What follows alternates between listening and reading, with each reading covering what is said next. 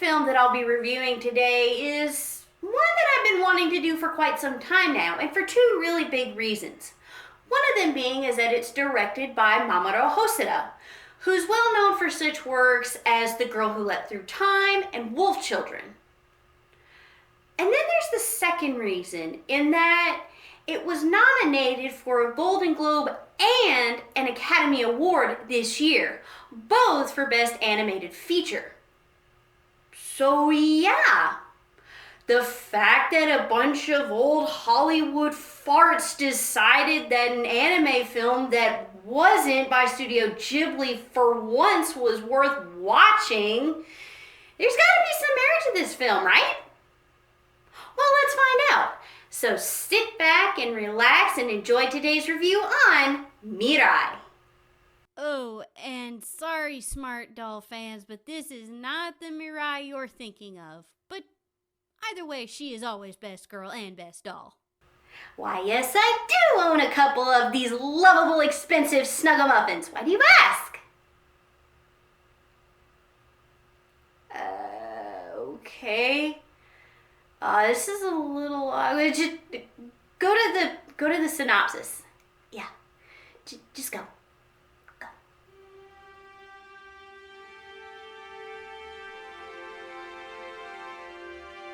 The film focuses on a young boy named Kun and his family as they adjust to life with the arrival of a new baby sister named Mirai.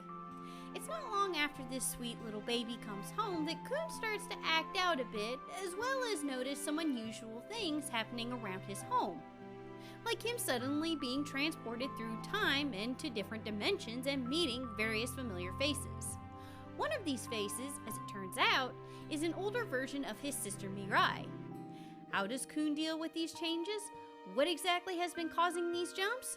When will Mirai become a true smart doll and have a robotics component added to her? Hey, wait a second. I didn't write this. There's not even any mention of smart dolls in the movie. What did it... Jam. All interesting questions indeed. Let's find out about these and talk about some other details too from this well-received movie.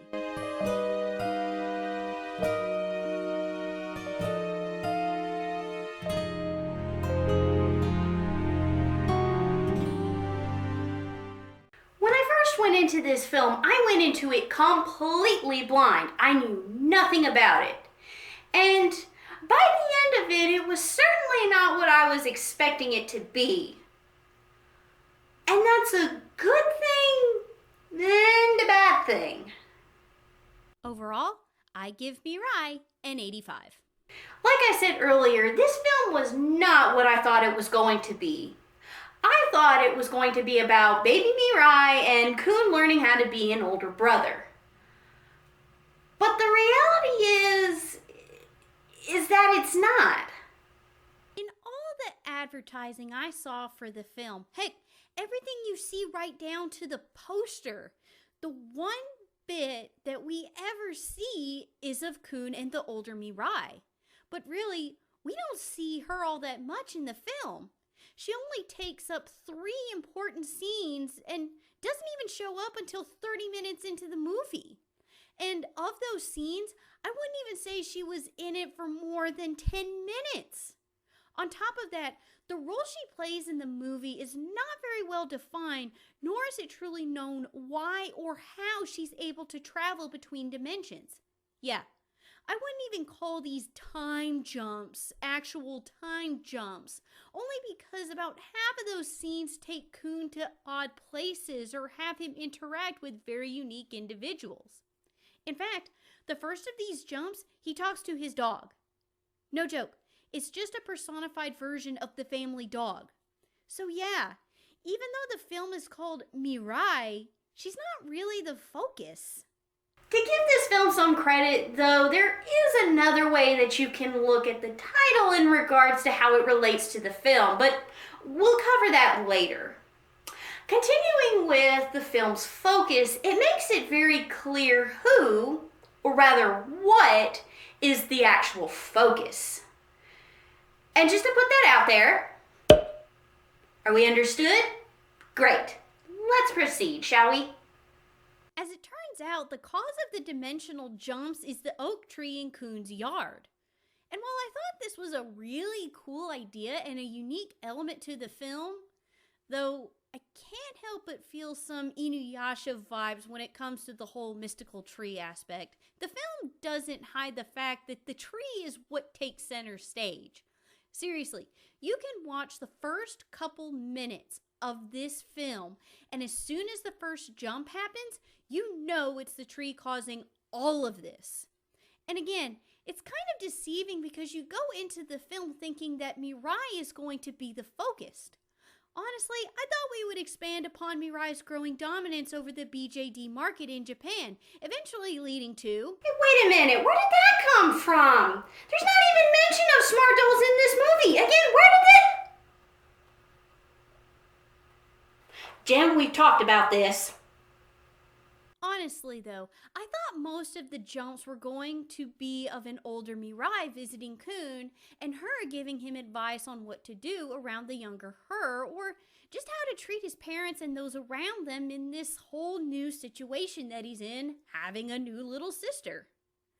We do get some of this, but it comes from other characters. And the tree. As I said earlier, I liked the fact that the tree was the one causing all of the jumps. But I think, like the title implies, Mirai should have been more of the focus. The film could have been so much stronger if it focused on the older Mirai being the only one who appeared during the jumps. And it certainly would have made the whole concept with the tree all the more interesting too. But because Mirai herself is not the focus, it's kind of confusing. Heck, the whole smart doll thing a second ago would have made more sense. Seriously, you could almost summarize my thoughts on Mirai's role in this movie with the song Whatever Happened to My Part from Spamalot, right down to the fact that it's a piece of shrubbery that's more important in the movie. Another issue that I had with the movie that was subtle but kind of hard to ignore was its overall message. It's not that it was bad, I just don't think it was portrayed very well. And a lot of that comes from how the movie ends. You know, the more I think about it, the ending to this film was another big problem that I had too. Towards the end of the film, Kun decides to run away after weirdly not being allowed to wear his favorite pair of pants, which are dirty and in the laundry, and after being sent to a mysterious train station, which then leads to the film's most disturbing moment. More on that later. Mirai appears and reveals what we already know. It's the tree causing all the jumps. Then we get a montage of all the characters who appeared through all of the jumps and how the actions they've made affected them or the lives of others around them in the present day. I guess from what I can understand, the message is that your actions can play a major role in who you are and what you'll become. Again, not a bad message. But then they try to shoehorn in a bit about identity that isn't warranted. In fact, it was never really questioned in the movie at all. And then the montage brings up more questions than answers. Most of those being, how is any of it relevant? Why do we need to see the great-grandfather get injured in a war? Why do we need to see how he met his future wife? Why do we need to see the family dog saying goodbye to his mom? Wait a minute! What does that have to do with anything? We don't even get any details about the dog's mom. How does that fit? Yeah, I think the movie got so wrapped up in its concept with dimensional travel that it forgot it needed to end itself. As a result of this, the ending feels like it's shoehorning all these elements that either have no relevance or weren't expanded on in the movie. And while the message is still there, the ending feels like such a mess that it leaves that good message hard to find. So yeah, clearly there's a lack of focus here.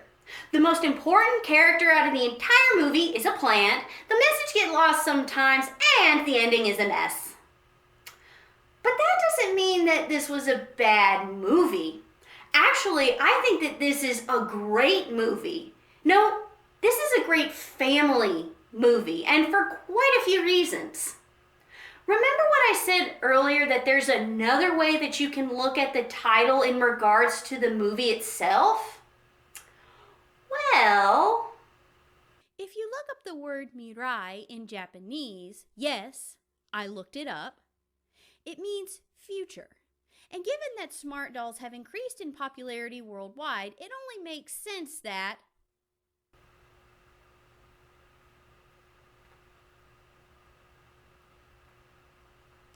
we're having a talk after this, Jim. It's the last time I let you write my scripts. And given that the film has somewhat of a focus on time travel, though again, it's more interdimensional travel than time travel, you could make the argument that the film is about, you guessed it, time travel. Also, keep in mind that the film's message is about the decisions we make and how they impact us and others. So when you know the actual meaning of the film's title, the film takes on a whole new meaning. That's why I said earlier that the deception of the movie's title is a good thing and a bad thing. It's bad in that it fools its audience in what the film is really about, but it's good in that it ties all the film's elements in a unique way. Mirai may not be the focus, but her arrival affects the family and Kun's behavior and has an impact on how the family grows. So despite how the title of the film can be deceptive in making you think it's going to be about Mirai herself, the film masterfully uses the meaning of its title to the fullest. This and how the story itself is structured makes this a great family film. There's a very noticeable pattern that you see throughout the plot of the movie. Every time Kun throws a fit over something, a jump happens to show him another way of looking at the situation and how to handle it better. The film plays most of the dilemmas out in this way, literally in the same order. It's tantrum and then jump. Tantrum and jump. Tantrum, jump.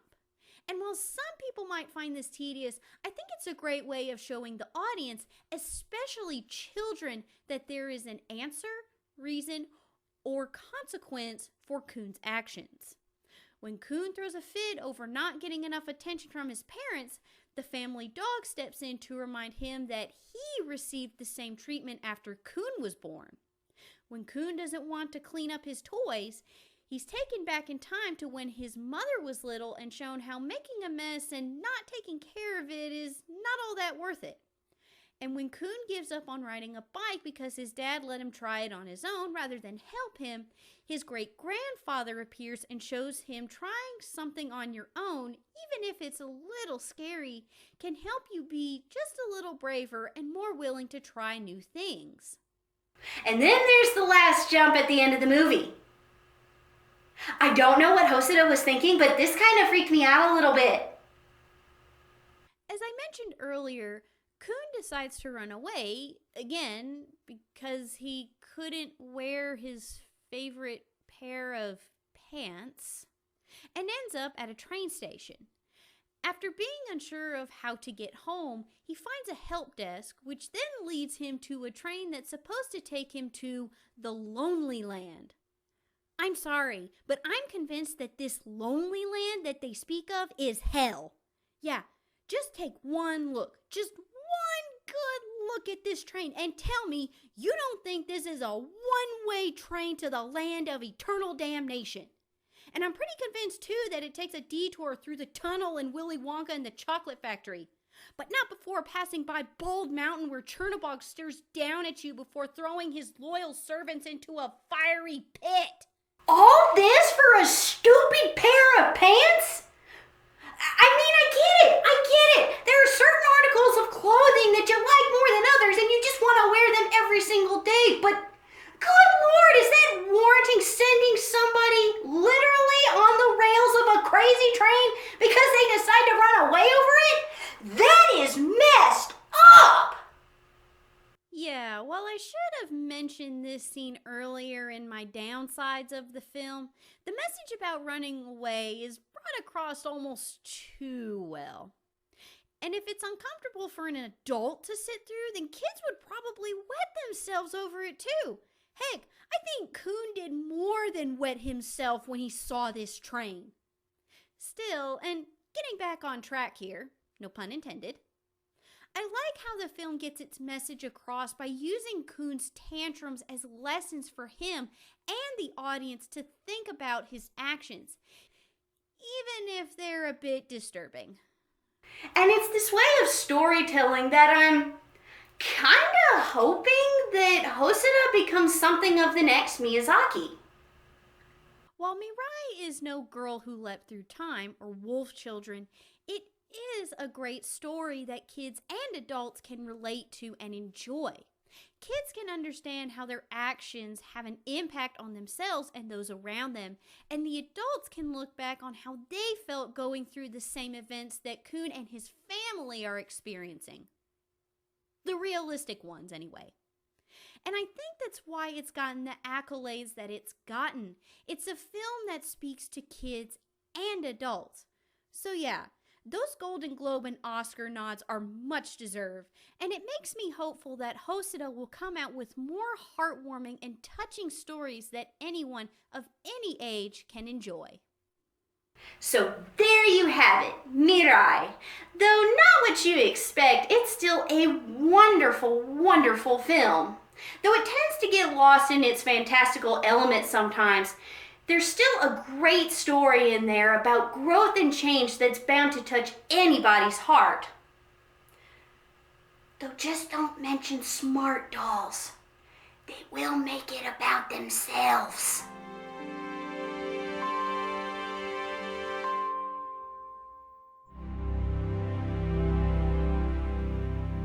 And so that wraps up today's review. As always, thank you so much for watching, and be sure to stick around for August when I roll out some new reviews. One of them being on a film that's about one of my favorite shows. Well, one of the newer ones anyways. Till next time, I'm gonna go play with my smart dolls.